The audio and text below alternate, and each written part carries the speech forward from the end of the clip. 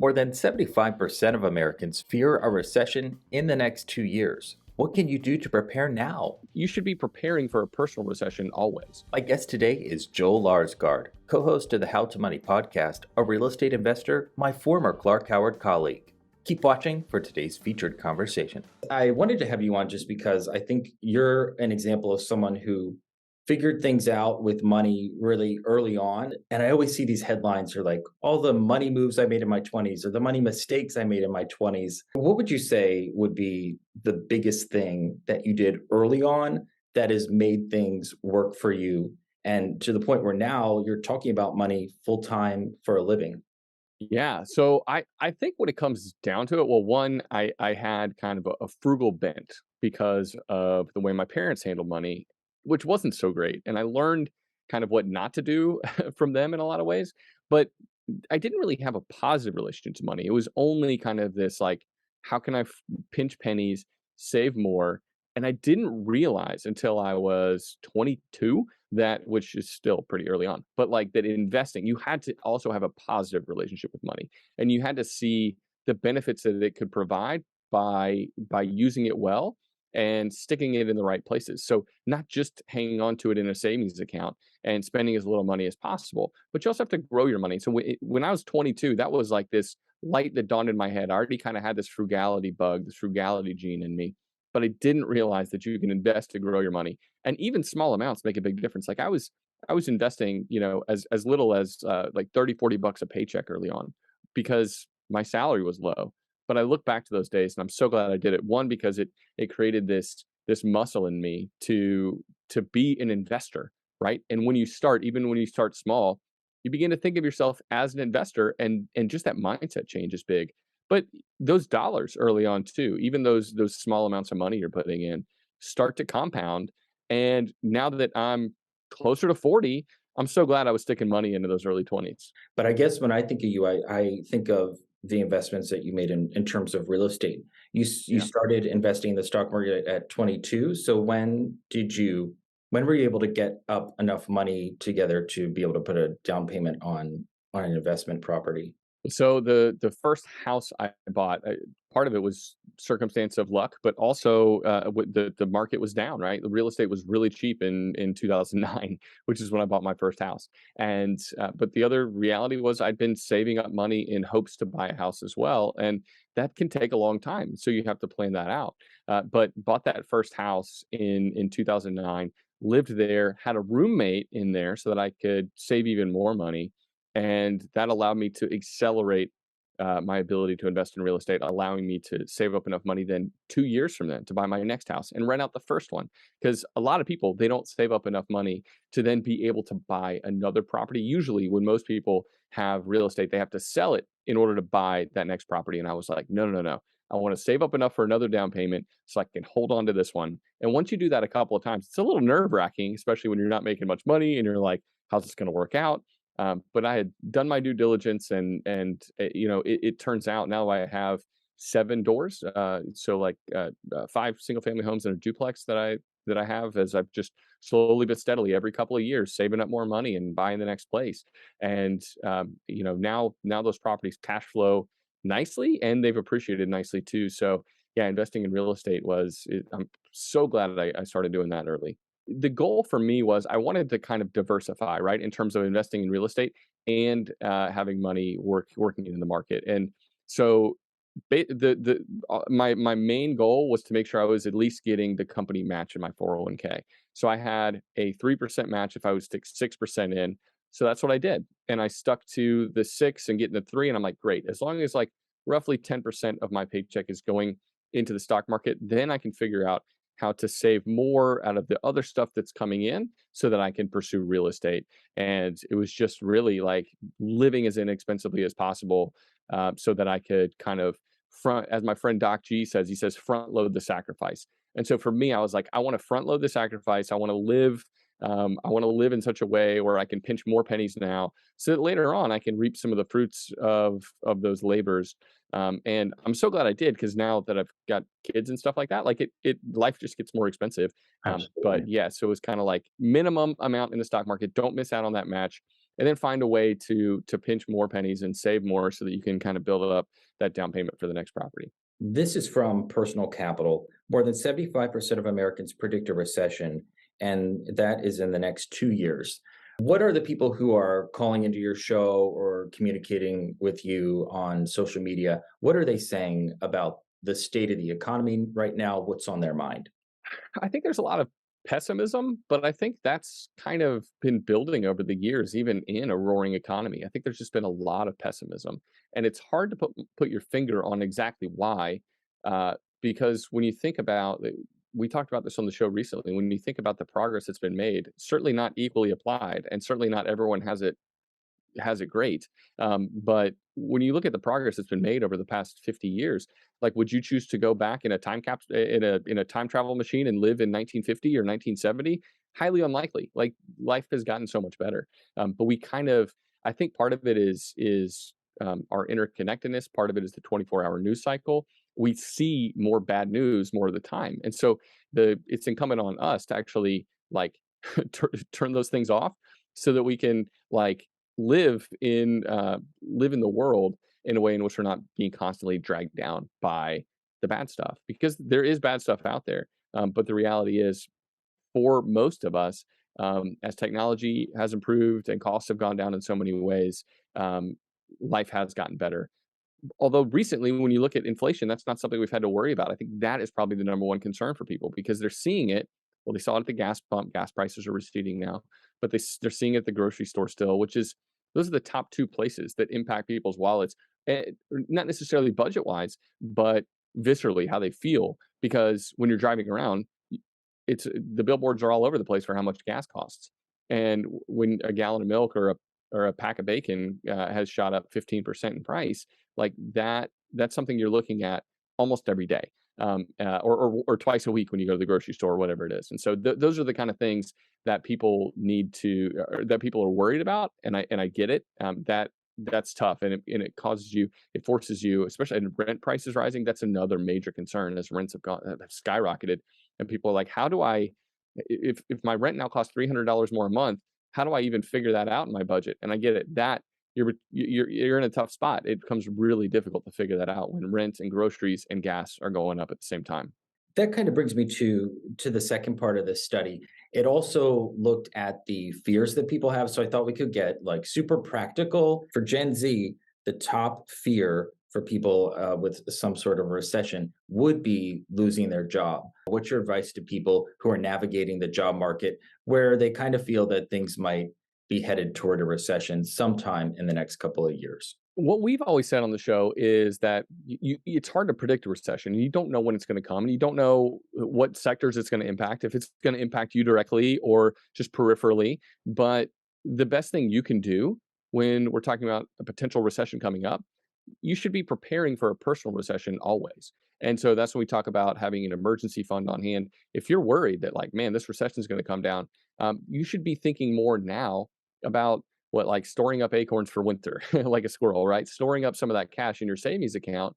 And that might mean investing a little bit less for the time being, or it might mean cutting back on a couple evenings out or something like that, eating in a little bit more, having game nights at your house instead of going out to see a show, those kind of things, so that you can funnel more money into savings so that you can be more prepared. And part of that too, it's being more financially prepared, but it also alleviates stress. And there's such a component of not being prepared with your money, and how stressful that is for an individual. And studies have shown that stress makes you dumber. Like, and so you're walking through life with kind of this, like, anchor on your shoulders, this weight around you that is constantly inhibiting your ability to make good decisions on all sorts of things, just by having more debt around and not having as much in savings. And so if you're worried, which, I think it's smart to be prepared no matter what, but if you're particularly worried, then you should let that impact where you're putting your money, and more of it should be going to pay off high interest rate debt and to save more. Specifically with Gen Z and their concern about jobs, I thought of you because you stayed in a job for a very long time before you went on your own. I took a different route. I had a handful of jobs over the course of 15 years. With Gen Z, it seems like they're more willing to job hop, perhaps Mm. for the fact that they're able to increase their income that way. Do you think that changes at all during a recession? I think it can, because I think sometimes it is the last person who was hired is the person that's first to go, right? And so you might take a job for more pay that you're excited about, and then let's say, especially let's say you're in the tech sector or you're working in the crypto space right now, that new job you just took, you might be losing it really soon, and so you have to be thoughtful about when and where you're jumping. You have to be, that's a really good question to ask in an interview, I would say. Is like, okay, I would love to come work for this company. What assurances can you give me that, I see the economic headwinds. What are Do you feel like this company is going to feel those? Like, how are you handling those right now? And will I be employed a year from now? I think that shows that you're smart, that you're thinking about, and you're hinting to that company that you want to be there long term, that you want to stick around. And so I think that's a reasonable question. It's one worth asking, just to kind of like, even just their body, getting the interviewer's body language when you're asking that question is going to be helpful. But yeah, you need to think about that. I think hopping to another job for more money is a smart thing to do, but you also have to be careful, if because if a recession comes down, the first person or the last person that was hired can be the first person to be dismissed. Let's go back to the last recession, which you and I were both in our 20s, early 20s. Was that on your mind when you were at work, when you were as you were seeing the headlines of people being laid off and there were some issues in the job market? How did that factor into your economic equation back then? I think it made me more hesitant to ask for a raise because I was definitely underpaid those first few years. But I was like, well, the economy's not good, so I don't know if I can ask for this. And I think if I had gone back, I think that there were still ways for me to suggest that I get promotion or that I take on more responsibility in order to increase my pay at a younger age. And so I think just because there are economic headwinds, don't let it impact your ability to speak up for yourself and to ask for what you're worth.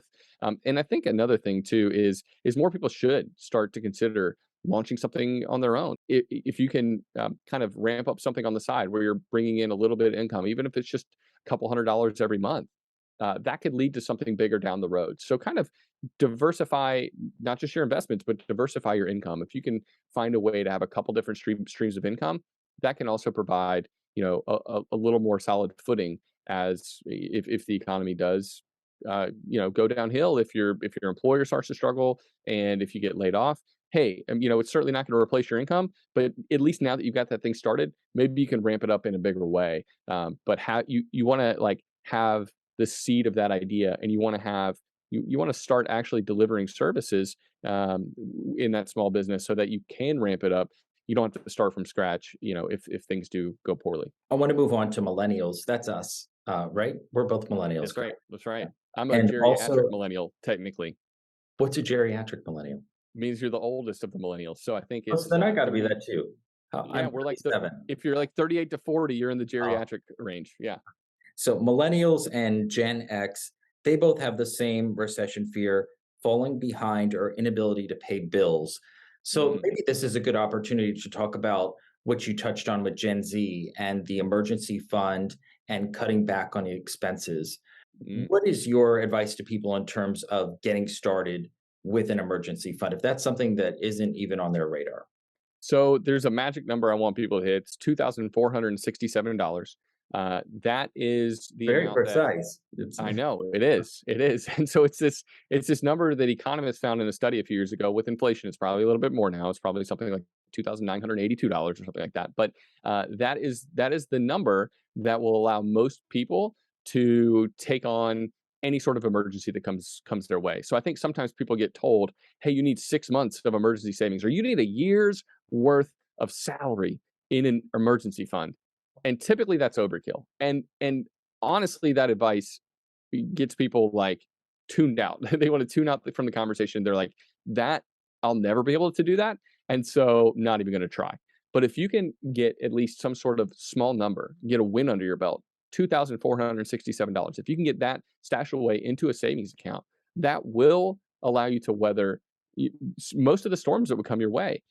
If you have $200 right now and you've got this specific metric that you want to hit, I think it makes it a lot more doable in a much shorter time. And eventually, sure, I'd love you to have 3 months of expenses stashed away in a savings account, but start small. And get that hit that $2,467 dollar amount, and that's going to provide a lot of wind in your sails, as well as just this backstop in case things do go poorly. And one of the things you talked about cutting bills, I think that's a really important part of the conversation. I want people to do it, recession or not. I want people to save more of their money. I want them to spend less on the services and goods that they use. And that doesn't mean we talk on our show about being frugal or cheap. That doesn't mean being cheap or buying crappy stuff. It doesn't mean not spending money on the things you care about, but it does mean cutting back on the things that you don't care about. Something as simple as cell phone insurance, or excuse me, cell phone plan, your cell phone coverage. A lot of people are paying 70, 80, $90 a month on their cell phone plan, and you could pay $15 a month. And guess what? The difference is nothing. It's like it's not going to change your life for the negative at all. And so, yeah, I've been with Mint Mobile for a long time. I pay $15 a month. And so those are the kind of things where shopping for your insurance, like how much do you pay for your car and your home insurance? Those are things where shopping you could save seven, eight, $1,000 a month, a year on that. And those are kind of the small levers that you can pull that maybe the easy pickings that you hadn't really thought about. And it's like, oh, wait a second, if I do those things, now I'm going to be able to get that emergency fund up in 4 months instead of 12. And so focusing on the things you can control is really important. And there are a lot of cost cutting measures, not that don't even change your life for the negative. It's not even like you're depriving yourself and you're like, "Oh, I can't go out to eat anymore ever because I got to get this E fund set up." It's like, no, just change these couple of things in your life that you're barely even going to notice, that aren't even going to affect you, and boom, you're halfway there. So You know, why don't we talk a little bit about budgeting? Do you have any recommendations in terms of somebody who wants to get started with a budget? I have an interesting relationship to budgets because they're not my favorite thing in the world. I kind of, but I'm very frugal, and so budgeting is less necessary when you're just super frugal, and most of your money, like you're prone to save and invest it anyway. But that's not the case for most people. And so budgeting is really important for all, like I would say, the vast majority of the population. And budgeting is kind of like a four-letter word for most people. They think that it's some sort of cuss word that they want to avoid, and I get that. I think part of the reason is because of the way we talk about it, the way we talk about budgeting. And I think when you can think about budgeting as allowing you, not depriving you of the things you want to do, but allowing you to do the things that you most want to do, I think it changes the ball game. It changes it completely. And so if you can realize and think about, as you sit down to plan your budget, if you can say, well, what is it that I most want to accomplish this year, next year, 3 years from now? Um, you know what? I really, really, really do want to save up that down payment. I want to buy a home. Whereas now it feels like this like no way, never going to happen. But if you can adjust your budget accordingly, you can achieve that thing that you most want. And so we talk about the why behind your money. It's really, really important to figure out what is it that I want my money to be doing in order to contribute the most to my life, like to what I want my life to look like. So we say identify just a few things, maybe three things. So for me, I like to spend my money indiscriminately on craft beer, on local folk art, and it used to be travel, although it's less travel now because I've got 3 kids. We don't travel very much. So now we do spend more money going out to eat. So those are kind of the three things that we're like, we're going to be less discriminate about those purchases. But everything else, we're down to curb it. We're trying to save as much money as possible. We're shopping on Facebook Marketplace, or we're going without, right? So like for instance, we have one car. It's super duper old. Most Nobody who lives around us almost lives that same way. But we've realized that we don't need it, we don't want it, and it costs too much money. And so it's those kind of things. If you can make those decisions, knowing yourself and what you want, it's going to make paring back uh way feel okay, actually maybe feel cathartic, because you're like, that get that crap out of my life, I don't want it. And guess what, it's going to help me achieve the things I really want the most. So I think when we can kind of reframe budgeting, it kind of changes the conversation and makes us feel more apt to do it, because it's going Sure. to help us get where we want to go. I think I'm the opposite of you. I'm a tracker. For 5 years, I've been using the same budget. It's just a Google Sheets template. But the key for me is not really the 20, 30 minutes that I spend every month writing out the categories and planning the spending. It's I track everything in real time. The second I leave the grocery store, leave a restaurant, I go into the spreadsheet, I write it down, and then I can see, okay, I've got this much money left for what I want to spend my money on every month. Those people who are worried about the inability to pay bills if a recession comes, well, right now, I guess the action you'd probably recommend they take would be paying off some of those bills, especially if they have high interest debt. Yeah, well, I'd say, yeah, that high interest rate debt, especially if it's credit card debt, if it's variable, the interest rates are going up on those debts, right? So more of your money is going to pay the credit card companies than is going to pay the principal balance. And so it's really important for folks to prioritize paying off credit card debt. That is the peskiest, that is the worst, and we want people to get out of that as quickly as possible. And so yeah, I mean, how you do it is there's no magical formula, right, to paying off your credit card debt. It takes there's a great tool called undebt.it. And so I would suggest people go to that website because it takes a plan, right? And you have to know how much money you have that's free. That's again why a budget's so important for almost everyone. You have to know how much free money you have coming in, where you can cut back, and then come up on debt. It will help you come up with a plan for free. Doesn't cost you a dime, and you can even figure out, well, do I want to do the debt snowball or the debt avalanche approach? Or they've even got like a hybrid approach, which is my favorite, because just because you have a car loan at 2%, and a credit card is smaller than your credit card debt at 19%, it does. I'd rather see you paying off the 19% credit card debt, even though you might get the psychological victory of paying off the debt more quickly if you prioritize the car loan. But undebt.it is kind of this great resource that can help you formulate that plan. But I think you got to have the plan. You got to stick to it. But seeing it, having that, being able to print that out or have that physically hanging up on your wall and know that that's your goal. Because once you achieve that goal, I think once you achieve a goal like paying off um, a credit card or paying off a car loan, then you should celebrate it. Like you should find a way to celebrate those victories because that motivates you then to tackle the next financial goal that you've got. And so yeah, we've got to find a way to make it more fun and make it more engaging. I think some of these tools kind of help do that. For baby boomers, the biggest recession fear is having to withdraw from their retirement savings.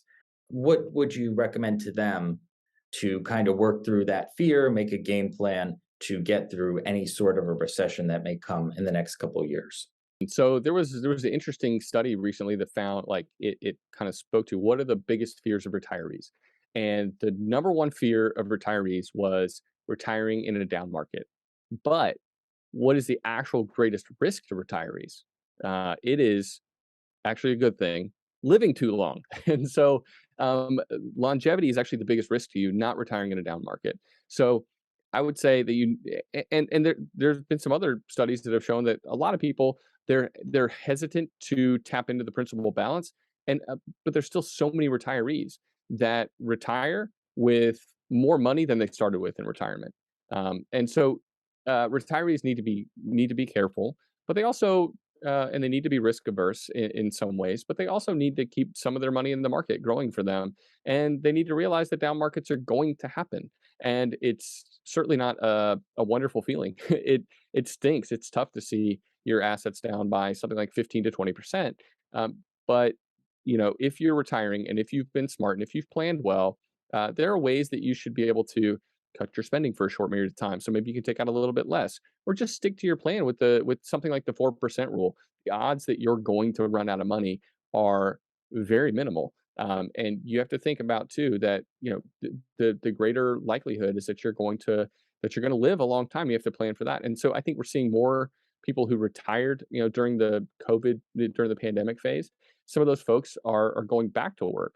And I think, if you're feeling uncomfortable about the money that you've saved up, if you don't feel like you have enough, if you feel like I've got to tap Social Security earlier than I wanted to, then the time to go back to work would be now in a decently hot job market where you still can contribute, where you haven't had this gap of 10 years where you haven't worked, in in the job that you've been in, where you've lost quite a bit of resume abilities, right? So it might mean going back to work sooner than later for an extra year or two to kind of pad those accounts and save more to make sure that you're comfortable. But I also think, it's possible to overthink.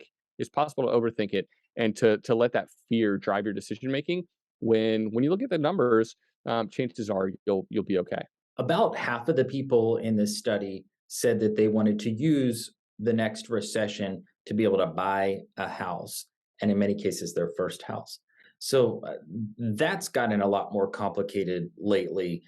What do you say to the callers who are calling your show and are going through the home buying process right now? Because when you open up Google and you look through these articles, it's really hard to figure out if it's even a time to consider that. No, it is. It's a really weird market right now, and it's hard to know where prices are going to be in 3 months, 6 months, and a year from now. And interest rates going up makes affordability has brought the level of affordability down significantly. So I think for it's a difficult thing, and so much depends on your specific financial scenario. Like, where are you at with your personal finances? Because and what's your timeline for home ownership? That is like probably the single biggest factor, besides your own personal level of financial preparedness. Because if you're like, yeah, I want to buy this house and I don't know, I might live in it for 18 months, 2 years, and then I'll probably sell it and hopefully I'll make some money. You might not make any money. In fact, you might have to bring money to the closing table. And so like, yeah, we've seen an outsized run up in real estate, and the likelihood is that we're going to see a slight correction. I think the fundamentals of the housing market still show that we're likely millions of houses short, and who knows what's going to happen with interest rates if they cool down a little bit. It could jumpstart the housing market again. A lot of things are out of your control. And so the only thing you can do is pay attention to the things that you are in of. And you're in control of how much money you're able to save, how much money you're able to put down, and where you're looking to buy a house and how much you plan on spending. And then, how long you plan on owning that house. And the longer your ownership timeline is, the less likely it is to be a move that's going to cost you money. So yeah, I would say minimum 5 to 7 years, but preferably something closer to owning it for a decade. If you plan on doing that, if that's and you're financially ready to buy a house, I still think it's okay to buy a house in this market. But I understand it's become a more difficult uh, like thing to figure out right now. What do you think people are going to be waiting for? These people who are sitting on the sidelines. When do you think they're going to be jumping back in?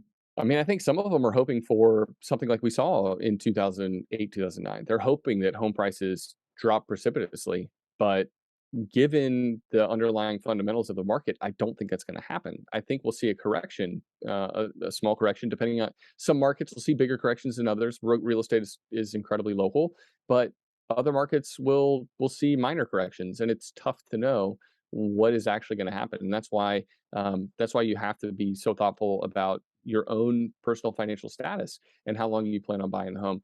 But yeah, I mean, I think they're hoping. A lot of people are hoping for some sort of cataclysmic event that the real estate market's gonna tank and that they're gonna be able to snag something for half the price. But I think that was kind of a once in a generation thing. I don't think that's likely to happen. And yeah, I know that's probably tough to hear. I think a lot of people who have been waiting on the sidelines like want to see a bigger drop, but yeah, based on kind of what's going on in the market, supply and demand, it's unlikely that it's going to be some sort of significant, massive decline.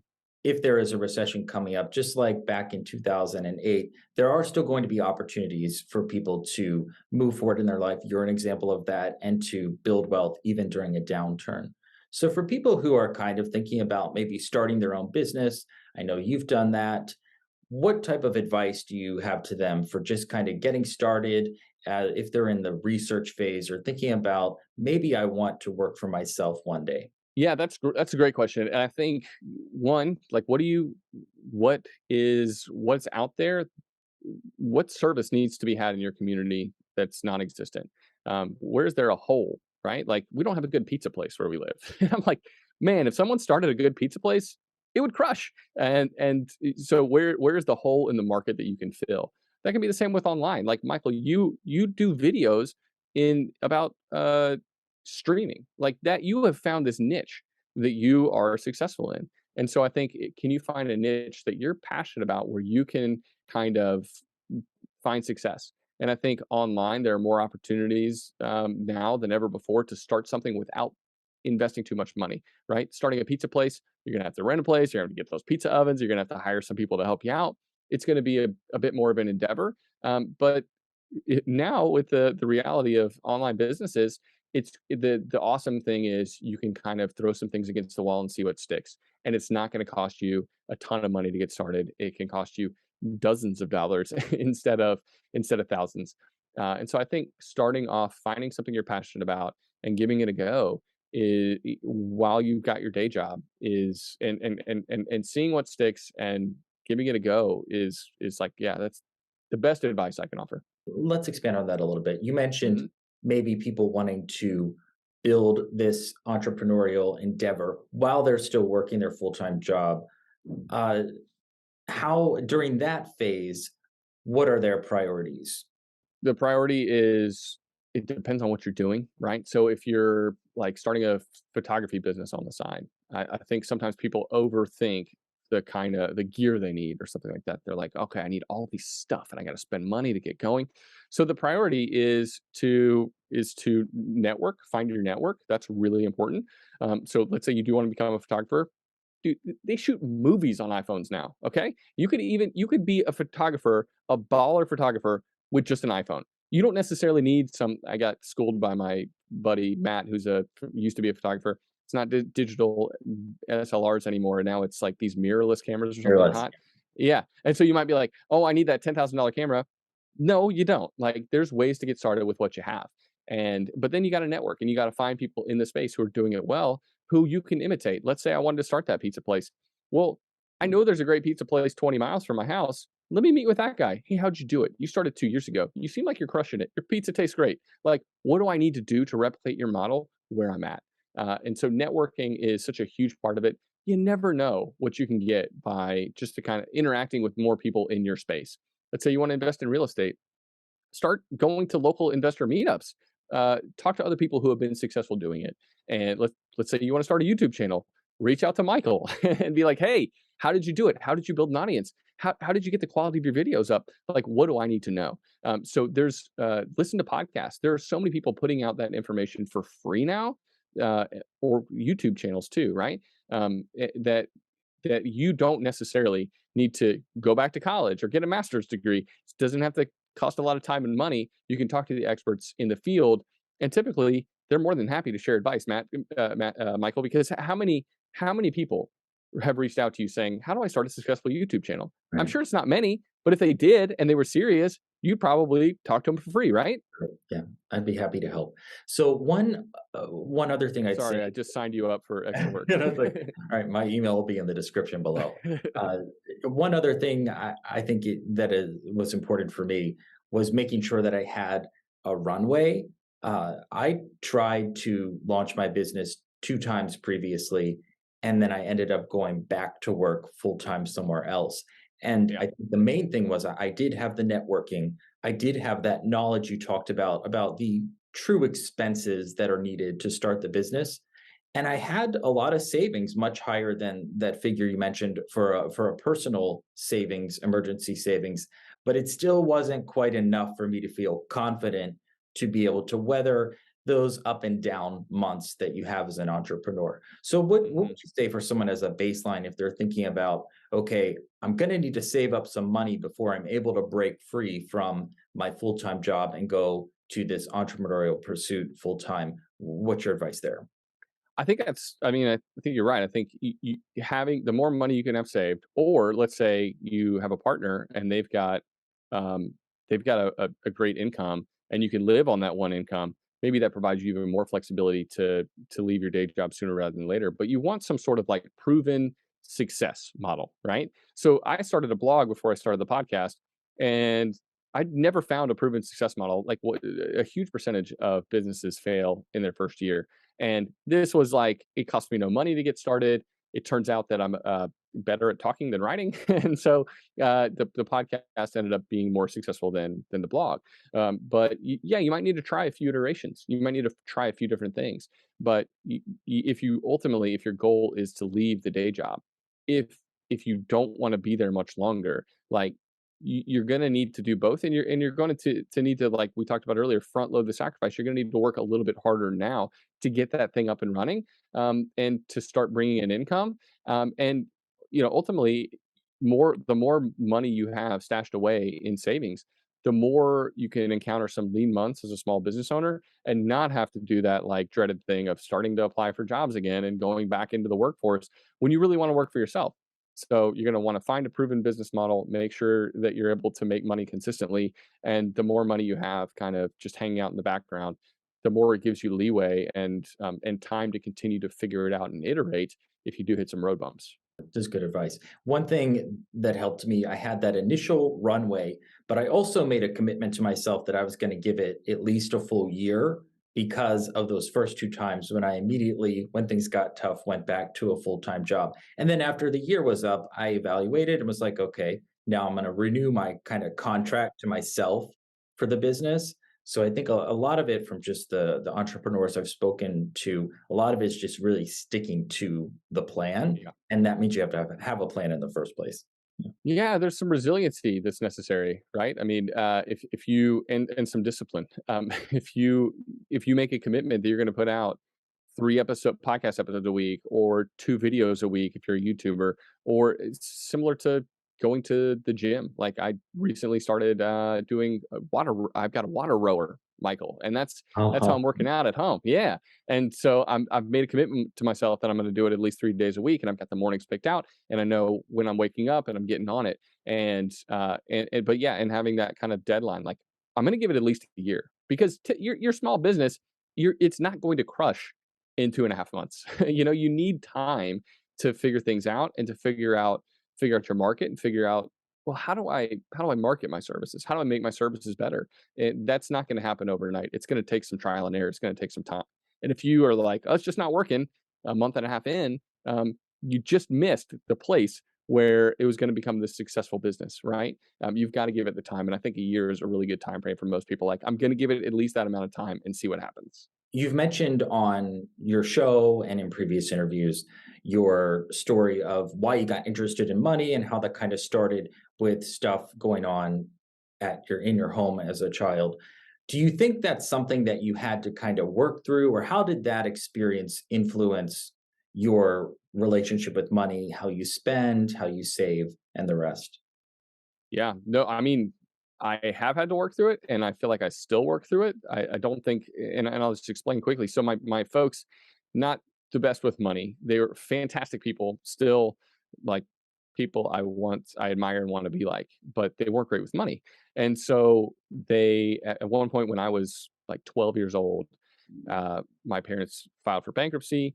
My parents had bought like a brand new car and it got repossessed.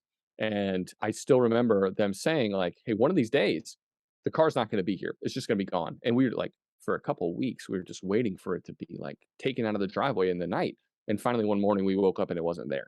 And so that was this. My little sister was 5 years younger. I didn't impact her in the same way. My older sister was in high school, dating boys and stuff like that.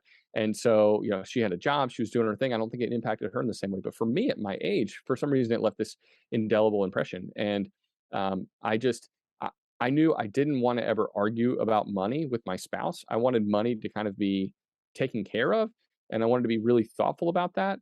But there were times where I have been so frugal, especially early on in our marriage, where it was really tough for her to stomach. Like, and she's a naturally frugal person too. So that's something I feel like I have worked through a lot, and I've seen, like we talked about earlier, as you being able to see the positive side of money.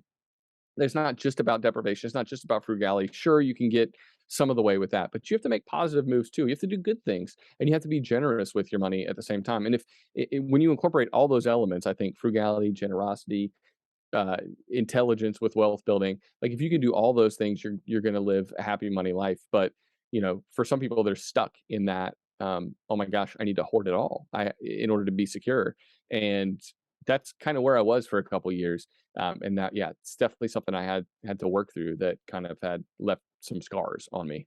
Thank you to Joel for joining me. Check out his podcast, How to Money, and keep watching Michael Saves for more ways to save.